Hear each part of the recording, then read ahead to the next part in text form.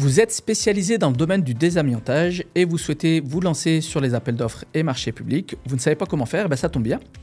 Dans cette vidéo, je vous explique comment répondre à un appel d'offres dans le domaine du désamiantage. Avant ça, je me présente, je m'appelle Mohamed et je forme et j'accompagne les petites entreprises à répondre efficacement aux appels d'offres, donc notamment au travers des vidéos que je partage sur cette chaîne YouTube.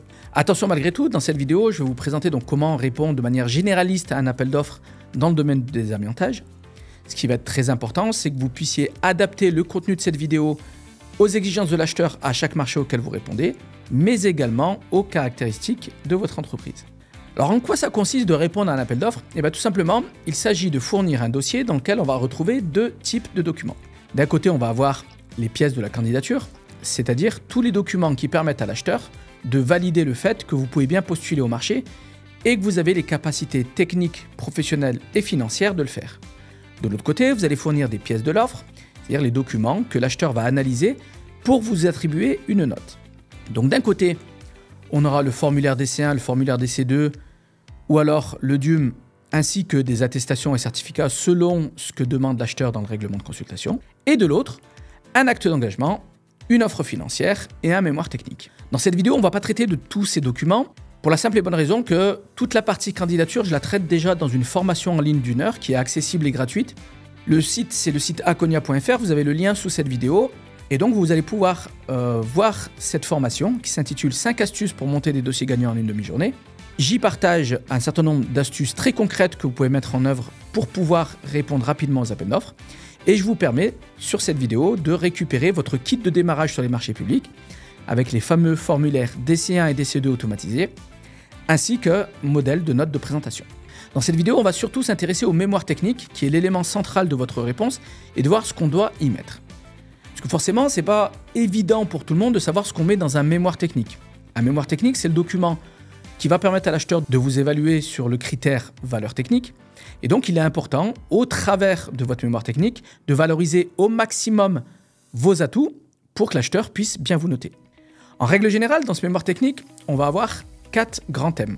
Les moyens humains dédiés à la réalisation des prestations, les moyens matériels que vous allez mobiliser justement pour réussir ces prestations, votre ou vos méthodologies d'intervention, ainsi que votre politique de développement durable. On commence par détailler ce qu'on va retrouver dans la partie moyens humains dédiés à la réalisation des prestations. Et donc tout simplement, dans cette partie-là, il faudra présenter l'équipe que vous allez mobiliser pour assurer la qualité de la prestation. Il faut que cette équipe soit suffisamment dimensionnée et avec des profils qui correspondent aux attentes de l'acheteur. Très souvent, il faudra identifier qui est l'interlocuteur référent, c'est-à-dire la personne qui sera le lien entre l'acheteur et vous. Cet interlocuteur référent, vous allez pouvoir présenter toutes ses missions, par exemple expliquer qu'il participera aux réunions, qu'il rédigera les comptes rendus, qu'il transmettra les informations à l'équipe, qu'il sera là aussi pour traiter les réclamations par exemple. Vous allez présenter également ses qualifications, son expérience ainsi que des références notamment sur des prestations similaires. Expliquez bien que cet interlocuteur référent peut s'appuyer sur du personnel d'encadrement, type conducteur de travaux, chargé de la relation client, chef d'équipe également, et des opérationnels qui vont réaliser le travail. Ces opérationnels, si vous n'êtes pas capable de les nommer au moment où vous répondez au marché, définissez le profil type de l'opérationnel qui pourrait intervenir dans le cadre de ce marché. Le principe est le même pour chacune des personnes que vous présentez. Identifiez ses missions, ses qualifications, son expérience et ses références, en faisant en sorte qu'elles correspondent bien évidemment au contenu de ce qui est demandé par l'acheteur. Pour pouvoir aller un peu plus loin, présentez également la politique de gestion des ressources humaines de votre entreprise. Recrutement, recours à d'autres formes de collaboration, comment vous y prenez, à quel moment vous le faites.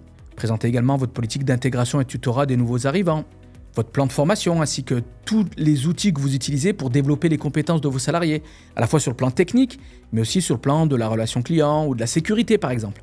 Et présentez également le fait que vous cherchez à fidéliser et motiver les salariés puisque on sait très bien que des salariés fidélisés et motivés ont un savoir-faire qui est plus développé et donc qui a plus de chances qu'ils réalisent des prestations de qualité. En plus de ces moyens humains, il va falloir présenter les moyens matériels que vous allez mobiliser pour les prestations. Là aussi, on va essayer de les présenter de la manière la plus structurée possible, en commençant par la présentation des moyens généraux de l'entreprise. Les locaux, les véhicules, le parc informatique, à la fois matériel et logiciel. Moyen matériel, c'est forcément aussi le matériel et l'outillage qu'on va utiliser sur le chantier. À la fois le matériel de confinement, l'outillage portatif, tout ce qui est matériel de mesure et de contrôle également. Là aussi, l'idée, c'est d'être exhaustif, c'est-à-dire de prévoir tout le matériel qui sera nécessaire, mais en même temps d'être assez adapté pour que l'acheteur voit que vous avez bien compris quelles sont ses attentes. Avec ce matériel et outillage, forcément, vous allez aussi mobiliser des fournitures et des consommables, comme des matériaux de confinement, les matériaux de protection ou encore des consommables. Dans tous les cas, essayez de voir de la manière la plus large possible à quoi va ressembler le chantier pour éviter d'oublier des éléments qui pourraient faire penser à l'acheteur que vous ne maîtrisez pas en fait sa demande. Ces moyens matériels et ces moyens humains, on va les retrouver dans la partie méthodologie de travail. La présentation d'une méthodologie, c'est la présentation des différentes étapes qui permettent de réaliser la prestation avec le niveau de qualité demandé et dans les délais qui ont été fixés. Pour présenter une méthodologie, on peut passer par 3 grandes étapes et pour chacune de ces 3 grandes étapes, détailler les phases. On a l'étape avant travaux, avec la phase d'installation, d'approvisionnement du chantier, de briefing des équipes, notamment sur les contraintes qu'ils vont pouvoir rencontrer. On va voir l'étape pendant les travaux, avec là les différentes phases qui permettent de mener à bien la mission. Et pour chacune de ces phases, bien définir les objectifs, les tâches, les moyens humains et matériels mobilisés, et surtout la durée, puisque pour l'acheteur, la présentation de la méthodologie sous-entend aussi le fait que vous allez présenter le délai pour réaliser les prestations. Présentez également, n'oubliez pas surtout qu'à la fin des travaux, le travail se termine une fois que vous avez remis en état les lieux, que vous les avez nettoyés, et que vous assurez une garantie du parfait achèvement et un suivi.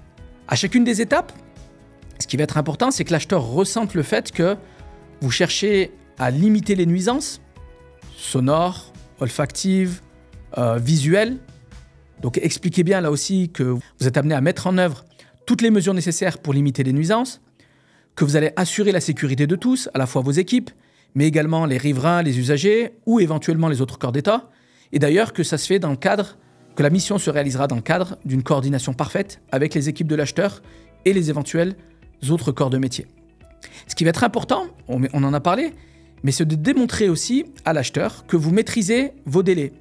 Donc que vous êtes en mesure de garantir les délais sur lesquels vous vous êtes engagé et qu'en cas d'imprévu, vous avez anticipé les situations et donc que vous êtes capable, par exemple, de mobiliser des moyens humains et matériels supplémentaires sur des courtes durées pour pouvoir avancer le chantier et que vous avez mis en place aussi toute une organisation pour faire en sorte que ces éventuels imprévus n'arrivent pas. Dernier point qu'on aborde en règle générale dans un mémoire technique, c'est toute la partie développement durable. L'acheteur s'intéresse à votre démarche et aux actions que vous engagez dans ce cadre-là. Ces actions peuvent toucher plusieurs thématiques, par exemple votre politique d'achat, vos modalités de gestion des déchets, votre politique de déplacement avec la limitation de ceux-ci, comment vous formez, vous sensibilisez les équipes sur ces problématiques-là. Ici, l'idée, c'est de montrer toutes les actions, dont voici quelques exemples, que vous mettez en place pour limiter l'impact de votre entreprise sur l'environnement. Mais ça concerne aussi la partie sociale. Qu'est-ce que vous faites pour faciliter l'insertion professionnelle de certaines personnes? Comment vous œuvrez pour le développement local? Et là aussi, parlez d'actions concrètes que vous mettez en œuvre globalement dans votre quotidien, mais également dans le cadre du marché. Parce que là, ça aura un poids plus important si vous expliquez que toutes ces actions peuvent être mises en place dans le cadre du marché. Voilà donc des éléments pour répondre à un appel d'offres dans le domaine du désamiantage. N'hésitez pas à réutiliser ces éléments, à les personnaliser à votre structure et surtout aux demandes de l'acheteur pour qu'ils puissent vraiment être pertinents quand vous allez les utiliser dans vos prochains mémoires techniques. Si vous avez des questions, n'hésitez pas à les poser en commentaire. Je me ferai un plaisir d'y répondre. La zone de commentaires est sous cette vidéo. Pour pouvoir récupérer votre kit de démarrage sur les marchés publics, pour pouvoir poser des questions sur les appels d'offres et marchés publics en direct et suivre la formation Découvrir 5 astuces pour monter des dossiers gagnants de réponse en une demi-journée, cliquez sur le lien que je partage dans la description de cette vidéo. Vous accéderez au site akonia.fr sur lequel vous retrouverez aussi d'autres ressources. Si cette vidéo vous a plu et vous a été utile, cliquez sur le bouton j'aime. Et pour profiter de plus d'astuces et de conseils, abonnez-vous à cette chaîne et actionnez la cloche.